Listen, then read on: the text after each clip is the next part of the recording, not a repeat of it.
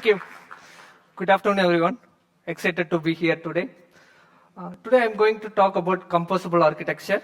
I have some pretty amazing content for you all today. Hope you all like it and useful. So before we start, a bit about myself. I am Muralidharan Kathiresan. I work as a senior iOS engineer at Ballis. I'm originally from India, currently living in London. So my friend Shahrukh and I created SwiftPublish.com. It's a weekly blog about iOS development. That's about me. So the plan for today is starting with a bit of architecture and state management in general, then why we need to look for an alternative right now, especially for SwiftUI apps. Then let's go through TCA in detail, hopefully a comfortable demo, everything works, and a few takeaways at last. That's it, let's jump in. So in software development, architecture, it refers to the high-level structure or a blueprint of a software, right? So why we need to follow and implement a good architecture? We all don't create apps from scratch every now and then, right? We need to have a good one to scale and easy to testable. So in that case, we need a good architecture to be in place. And whenever I think about architecture, these lines sticks in my mind too. A good architecture is always easy to make the changes. So when there is a talk about architecture, we can't skip the state management. And to understand this, first we need to be clear what is a state. A state is just data, everything that the UI needs to render. This state can be variables, objects, anything, values, anything. And managing this data, that is the state, throughout the app lifecycle, like user clicks a button, passing data from one screen to another screen, etc., is called a state management. I think we all will agree that state management is a crucial part of building an application which is responsive and interactive. People coming from UIKit background knows UIKit is an imperative approach, right? So when there is a change in the app state, it's not updated in the UI automatically. So there is no synchronization, basically. UI is always inconsistent with the view state. But SwiftUI follows declarative UI. When the state of your app changes, for example, user flips a switch, then you change the state and that triggers the redraw automatically. With this highly declarative UI, it can be challenging to manage the state. Traditional patterns do not provide a clear way how to manage this state. Some often relies in two-way binding, and then that is harder to debug and maintain in a complex application. So to solve all these problems and the state management issues we've seen, there is something called a single source of truth with a unidirectional flow. We have the TCA. Shortly known as TCA, the composable architecture. It's a library developed by two friends, Brandon and Stefan. If you haven't heard of them, they teach functional programming on Point Free. I highly recommend you to have a look at it. TCA is based on the concepts from the composable architecture. It is influenced by Redux and other similar patterns like ELM. The first version was released on May 4, 2020. The current version is 1.2.2. It has over 9K stars in GitHub, and every 2 weeks it is cloned more than 30,000 times by 3,000 unique cloners alone. It is completely open source and supported widely by the community. It can be used in SwiftUI, UIKit, and more, and on any Apple platform, iOS, macOS, tvOS, watchOS. So TCA is designed to build apps in a consistent and understandable way.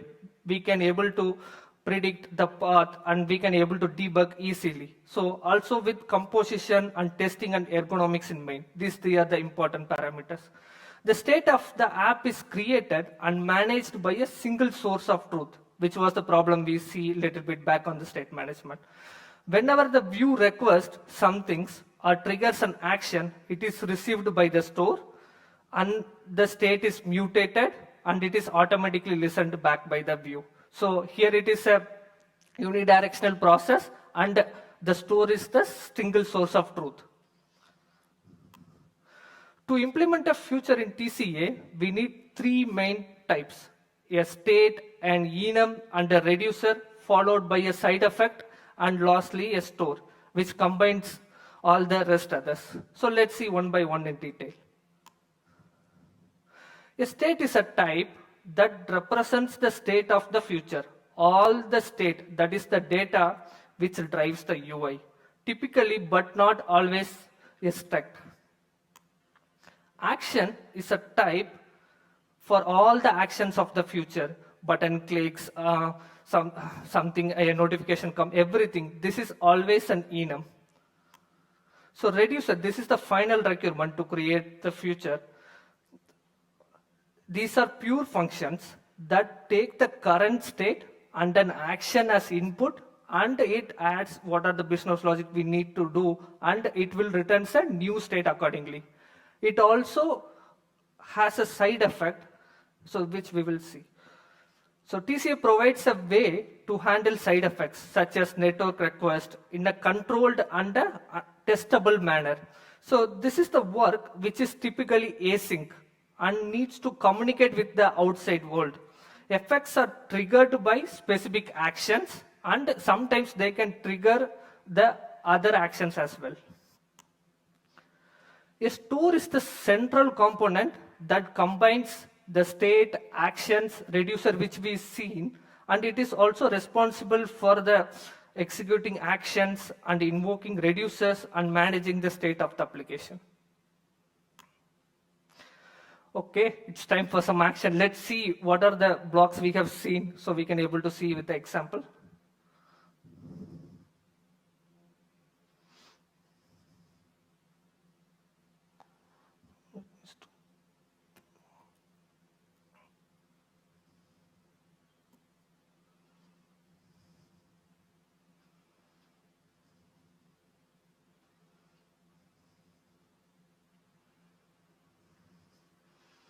Okay.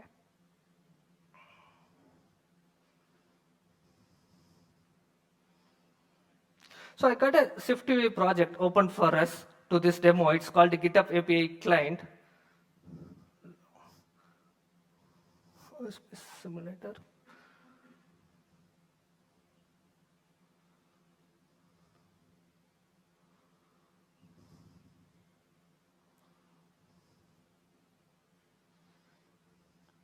So I got a SwiftUI project open for us for this demo. It's called a GitHub API client, which basically fetches all the available repositories from a user's account, and then in the list we show all the repositories, and in the detail screen we add little more information of the particular repo which is tabbed. We can also favorite a repository both from the detail screen and from the list. So this state will be persisted. So this is completely written in SwiftUI now. Let's see how we can move it to TCA. So first step to go through is to create a future. Let's start with the repository detail screen. It will be easy to understand. I'm going to create a struct repository detail future, which conforms to a protocol in the library called reducer. So there are three main requirements which we've seen before. The first one is a state, which is a struct here. The second one is an action, which is a enum. The third one is a reducer. Right now we don't have any side effects, so just returning none. So we can also have a updated version of this reduce function in the library, like how we use the body for views, a view builder. We can give body of some reducer on the type, state, and action. So then we can use the reduce method, which will give us state and action in the trailing. So we can also make it more easier. It should be a reducer of on the self that will figure out its state and action types by itself. So now let's see our view. What is the data we need? All we need is a repository. So this is our data. Let's add it in the state. And what is the action it is doing? All the action it's do is hot button tap. So let's add it in the hot button tap. In the action. So what actually we are doing when the button is tapped? We are trying to toggle the status of this is stored property. So we have the state here. So before that we need to iterate to what are the cases we're gonna do. So we're gonna switch action, case hot button tapped. So we have the data, the state here in the state. So let's get the state dot repo store dot toggle. Whatever I was doing in my view, now I can do it here. We don't need any further side effects. So let's return none. So now our future is ready. So now let's see how we can power this view with the help of the TCA's feature which we created. So first step is to create a store.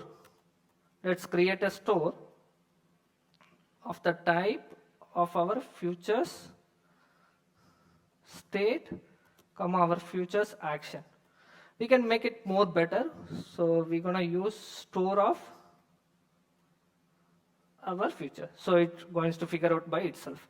So we can't use this store directly into the view. If we started using this, we're gonna listen far more than state what we actually need. And this is not an observable as well. So the library has a wrapper view called with view store. So which help us to get our store, and we can observe what part of the state we need. Here we just have only one repo, so I'm going to observe it. And then which gives us a view store in the trailing. So I'm going to wrap my entire view inside this view store. So now this view store gives us our state and actions. For example, here I need the URL, so I'm going to use viewstore.state. So that also we can use directly viewstore.repo. So the dynamic member lookups helps us here. So I'm going to change the other areas. The name will be for action. As I said before, I'm going to use this view store to send the actions to the reducer. So I'm going to use viewstore.send. And then it will be hot button tapped. So this is how we send actions back to the system.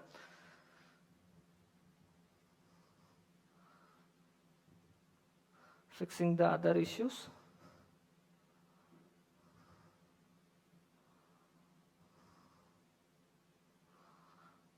Yeah, now let's fix the preview.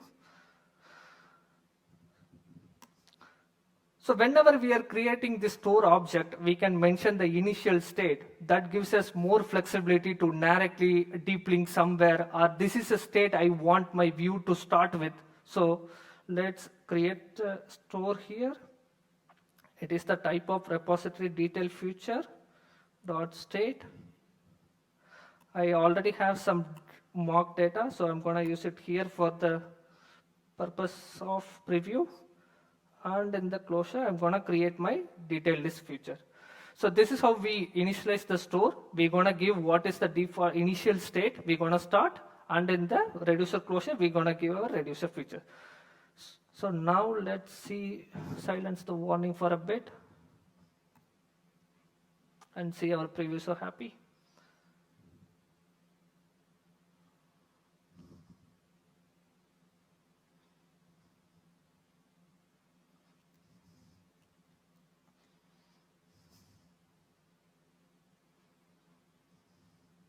Yeah, so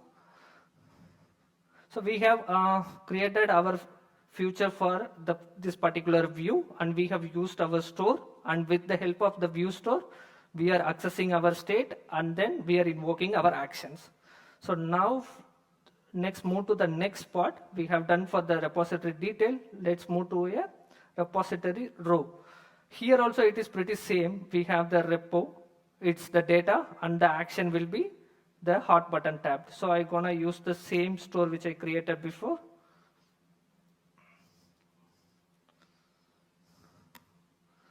This is called the repositories row feature, and the data will be same, and the case will be hot button tab. Running a search on the actions case.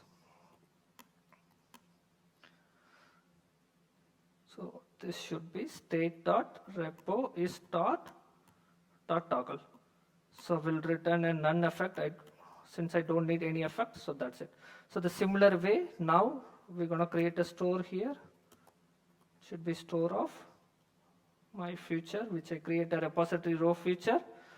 To use this store, I'm going to create a with view store. I'll use my store and I'm going to observe the state, which will give me a view store in the trailing. We'll wrap it everything here. So we'll use this view store for my state.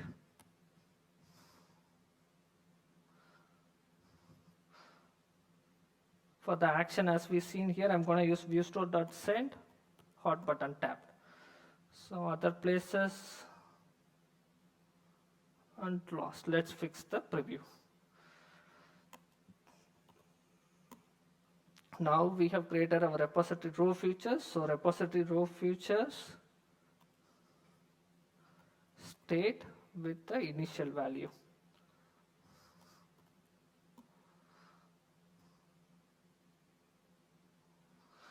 So let's see if there is any warnings.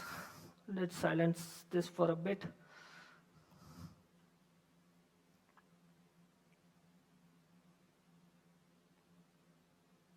Okay, so our row is also ready.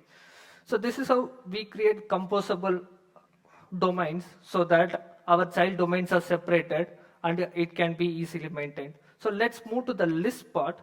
So this list, if we see, it holds an array of repositories, and for every row it is going to create. So right now our repository row needs a store as we just created. It needs our repository row futures store, which is a collection. And let's see, and it is also going to fetch the data from the API. So let's create a repository row list for it. So here I just create a repository row feature with the repos. First, let's silence this warning. So identifiable, let me explain why we need to confirm for identifiable here.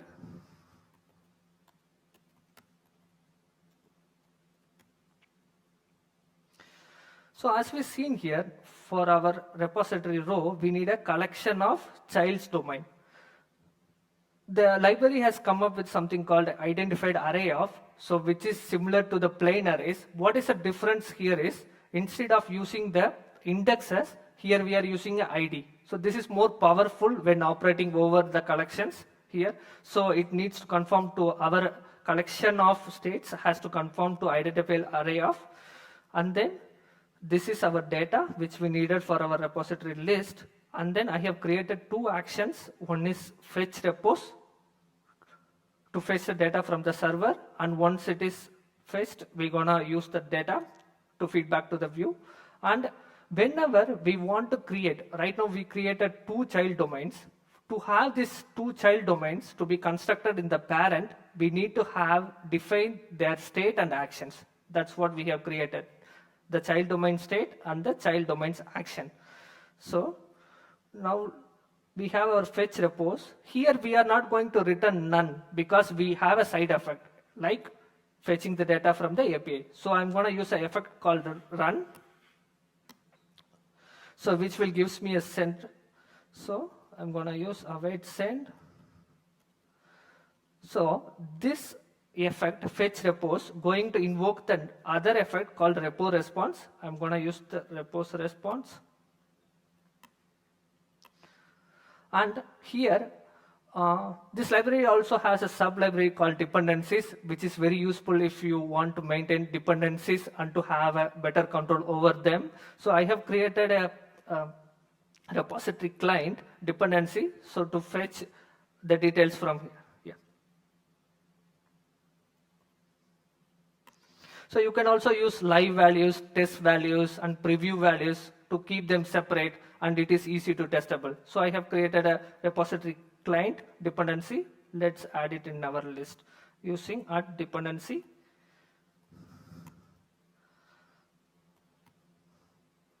So this library has a predefined dependencies as well, like calendar, continuous clock, date. So most of the dependencies which we use are already pre-built as well. So I'm going to use my custom one created for fetching data.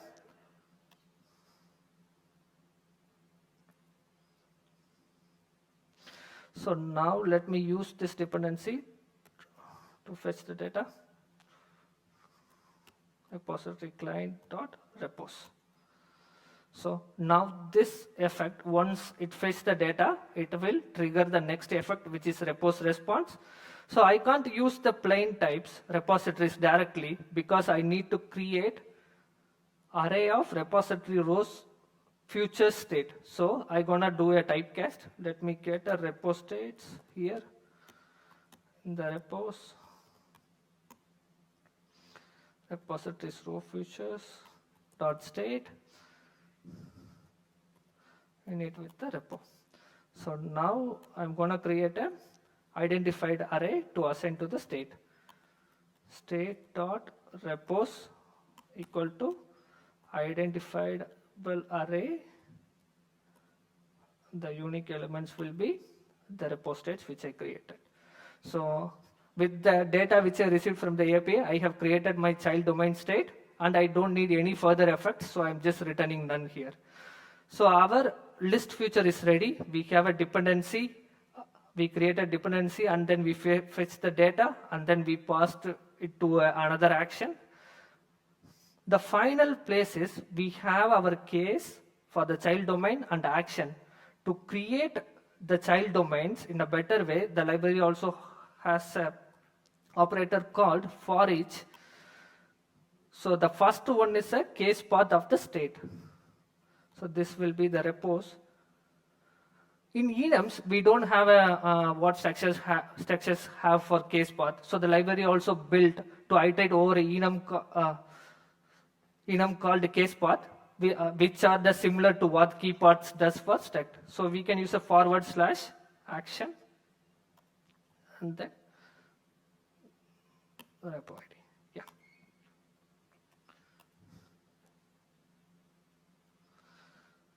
So in the trailing, we're going to create our child domain feature, repository row feature. That's it. So the child domain is ready. The dependencies are ready. Let's feed it into the view. Let's store off the repository list feature which I just created, and I'm going to create a with view store. So which will use my store, and I'm going to observe everything as of now. In the trailing, I'm going to use a view store. We'll wrap it everything under this thing. So the first condition here I want to add is I'm going to use a on up here to fetch the data to send a signal to the system. If view store dot repos is empty, I'm gonna send a signal to fetch the data. View store dot send fetch repos. So here the library also has a much updated for each wrapper called for each store, which is used to iterate over the collection of child domains. So now we don't have our previous SwiftUI binding at each place. Let's fix our previews.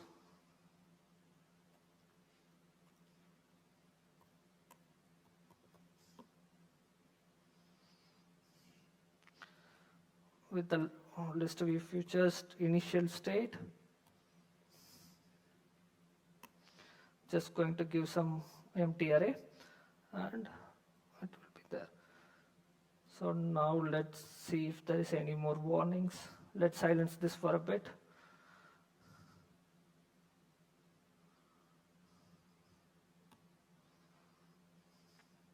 Let's see, the previews are happy. Yeah, they are. So we have our list fetched from the API. So now, as we discussed in the building blocks, we need a single source of truth for the application. So I have built the root, which has a navigation stack, and then it is going to hold the repository list. And when you tap a item in that list, you're going to open the repository detail as well. So we have our space for navigation stack here, and how we going to create the initial data, which is the single source of truth. So I'm going to add a feature called app feature in the root level. So this app features contain the repository list, which is the data we needed, and it is also having another reducer called path. So this navigation in TCA is used by a thing called stack state, which is helpful to create a navigation stack store where we can able to iterate over our elements easily. So let's see how we can use into our root view.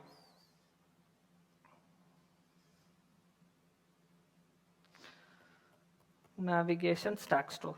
So this is the stack store I just mentioned. It's similar to what SwiftUI has as a navigation stack. This is the TCS version of it one. So it has much more benefits. In the navigation stack, we can only add or delete the items at the end, but we can iterate to any elements in the collection using this stack store. So let's create a store here. Store of the app feature which I just created.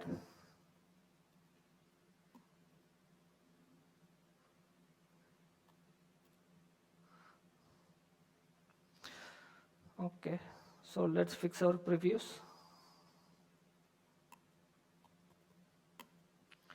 So I'm going to use the app feature which I just created and its initial state. Yeah. And in the reducer string, I'm going to create my app feature. So if you see here, this navigation stack store has three main elements. One is the stack path and stack action, and then what is the root view which we're going to give. Here it is the repositories list, and then what are the possible destinations it's going to have from this root view that we can define in our destination. So let's see if the compiler is happy.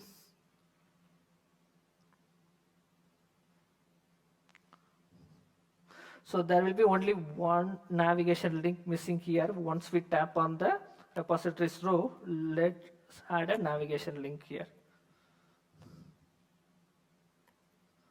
Cool. Let's run our application.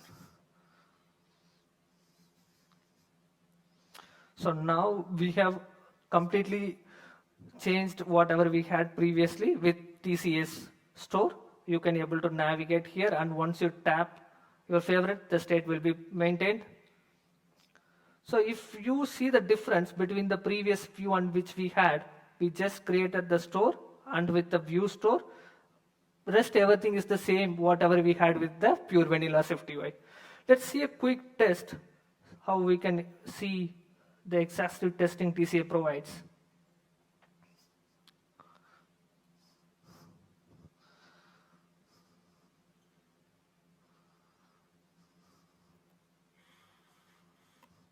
So I have created some mock data for the repositories which I created, and we have created the normal store in our production code. For the testing, we're going to use something called a test store.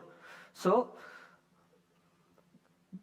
the dependencies which we created, we are marking here for the testing. So we're going to use await the test store dot send. First, I'm going to send a signal.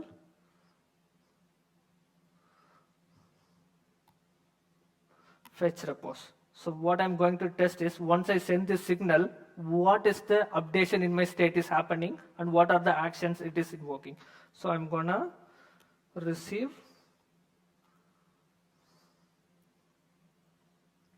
the next event, which is the repo response. So it needs a repositories, it's an array of repo, and I'm gonna get the state in the trailing. So now we have emitted an action. Now we need to check our state is mutated correctly. What we expect is state.repos should be a collection of our subdomains, which is repositories row future dot state with the repo. So let's run this test.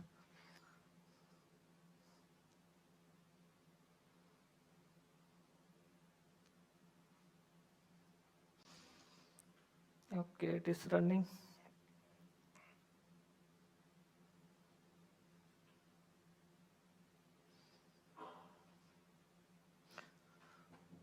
It is taking some more time. Come on.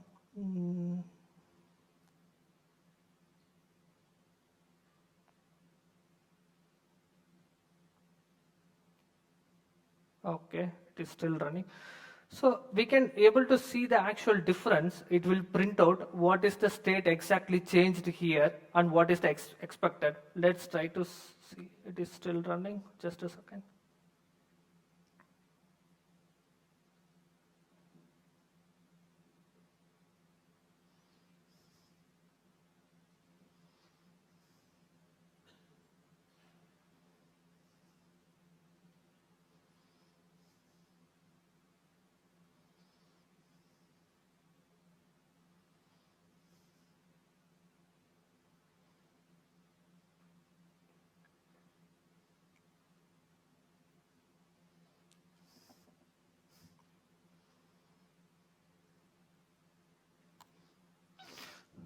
Yeah, today the system is very slow.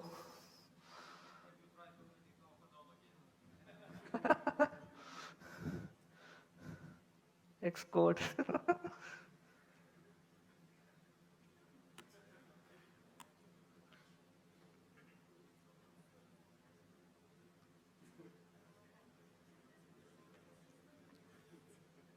It's a new update, trust me.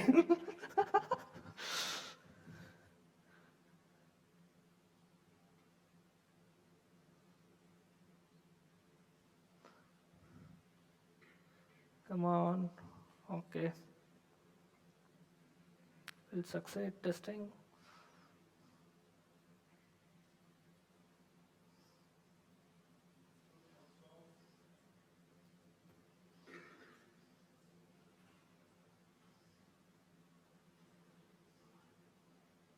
Yeah, just let it run. I'm gonna not waste your time. So now we have seen from the root how we created the single source of truth, how we created our navigation stack store, how the child domains are maintained. So this is a better way, right? So let's go back to our slides.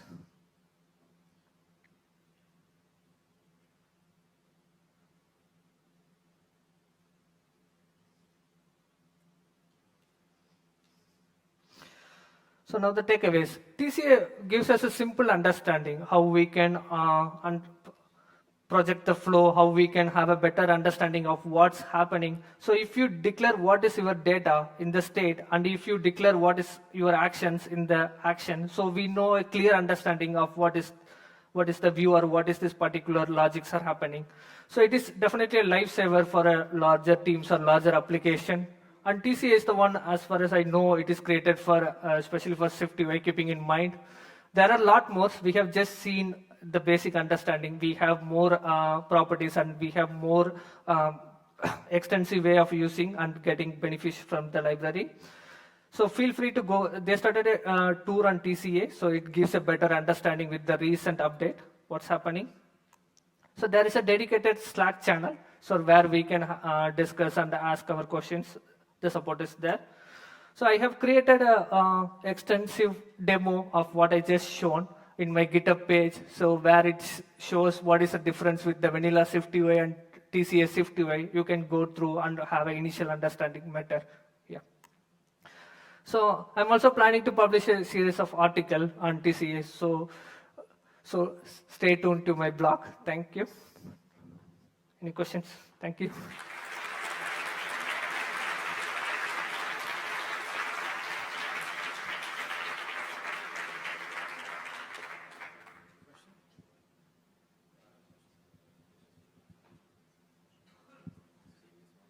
All right, let's check if it's working. I think it is. So yeah, I've been reading about the TCA for some time, and to be honest, I wasn't quite,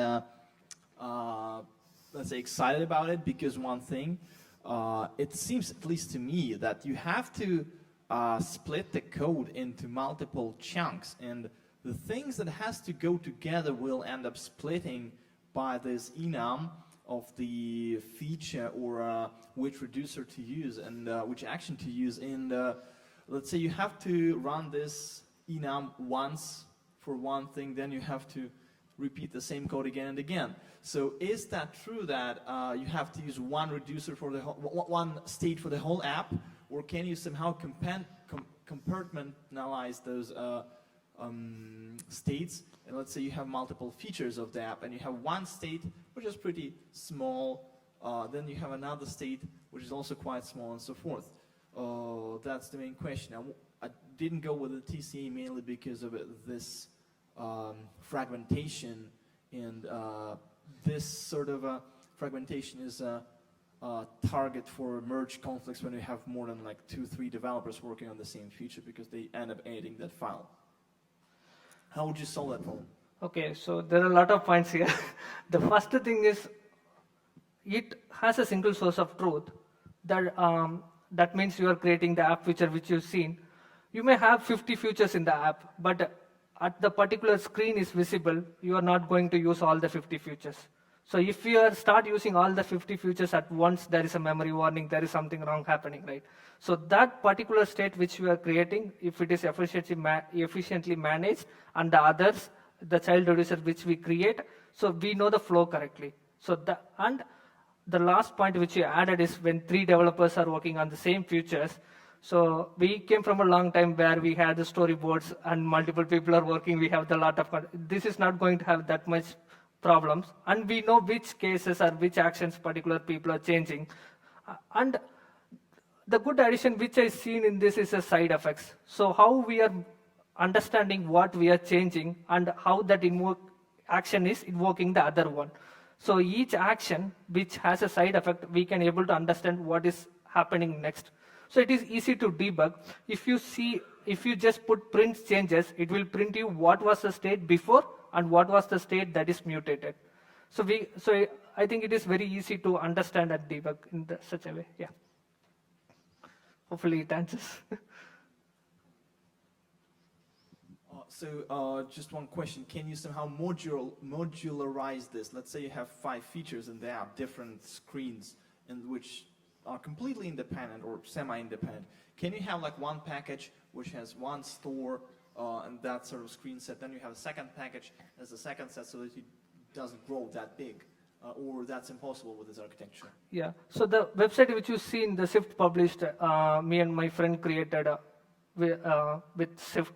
It just works with Swift and Vapor, the server Swift. It uses TCA, so we have used similar concept for that. We have our web modules there, and then we have our app as well. This site just started 2-3 months back when we started. We have our app separate as a separate SPM package, and we have our web code as a separate package. It works pretty smooth for us. We don't have to have a lot. I came from Viper, so where I used to create all the 5 components every time. This looks much easier than to me. Yeah. Good. Thanks you. Thank you very much, Muralidharan. Thank you.